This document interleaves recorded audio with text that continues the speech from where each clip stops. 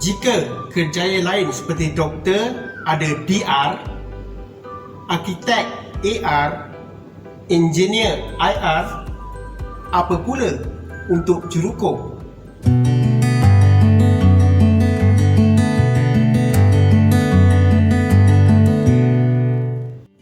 Jika kerjaya lain seperti doktor ada DR, arkitek AR, engineer IR, town planner TPR, kaunselor CR, apa pula untuk juruko?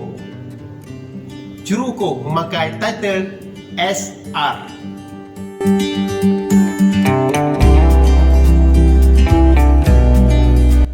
SR adalah gelaran profesional atau title untuk profession juruko. Ia bukan hanya untuk juruko tanah saja, malah title SR ini juga untuk profession juruko yang lain, di mana SR ini dimiliki oleh profession berikut, iaitu juruko tanah, juruko bahan, juruko bangunan dan penilaian. Gelaran SR ditauliahkan oleh Pertubuhan Diraja Juruko Malaysia atau dikenali juga sebagai Royal Institution of Surveyors Malaysia, iaitu RISM, di mana RISM merupakan sebuah institusi yang mengawal dan menjaga standard amalan dan etika profession juruko. RISM mempunyai 4 bahagian, iaitu Geomatics and Land Surveying Division, Quantity Surveying Division, Property Surveying Division dan Building Surveying Division. RISM juga mempunyai 5 cawangan, iaitu RISM Utara, RISM Timur, RISM Johor, RISM Sarawak dan RISM Sabah. Selain daripada ibu pejabat RISM di Petaling Jaya, Selangor.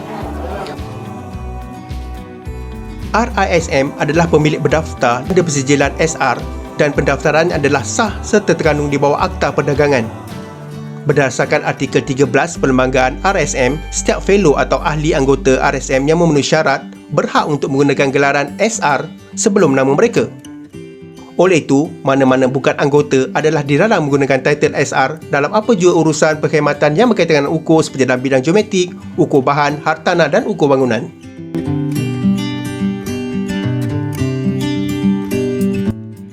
Juruko-juruko ini kebanyakannya berada dalam industri pembinaan dan pembangunan, tidak kiralah di sektor awam maupun sektor swasta.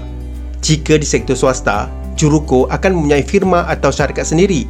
Manakala, jika juruko yang berada di sektor awam, mereka akan berkhidmat di sektor kerajaan seperti di mana-mana kementerian, jabatan-jabatan ataupun agensi teknikal yang berkaitan. Contohnya, di Jabatan Ukur dan Pemetaan Malaysia JUPEM bagi profession juru ukur tanah. Manakala, di Jabatan Kerja Raya JKR kebanyakannya adalah daripada profession juruko bahan dan juruko bangunan, dan di Jabatan Penilaian Perkhidmatan Harta iaitu JPPH bagi profession pegawai penilaian.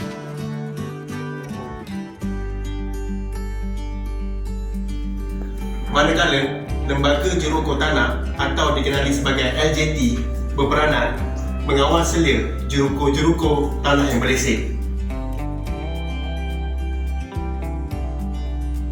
Bagi profession juruko tanah, iaitu di kalangan juruko tanah berlesen ataupun juruko swasta, ada satu badan profesional yang mengawal kerja-kerja mereka, iaitu Lembaga Juruko Tanah atau dikenali sebagai LJT. LJT merupakan sebuah badan profesional di Malaysia yang mempunyai misi untuk mewujudkan satu komuniti ukur tanah yang berkualiti, beretika, bertanggungjawab serta berkeupayaan untuk bertindak secara profesional. Sama juga seperti juruko lain, contohnya juruko bahan, ia juga mempunyai sebuah badan profesional tersendiri yang dikenali sebagai Lembaga Juruko Bahan Malaysia, LJBM.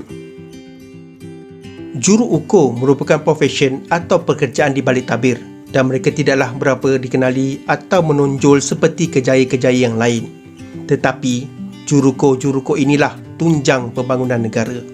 Kerana itulah, kita perlu bangga menjadi profession teknikal, bukan sahaja juruko, malah profession teknikal lain seperti jurutera, arkitek, perancang bandar, kerana mereka lah membangunkan landscape pembangunan negara seiring dengan kesejahteraan rakyat bersama.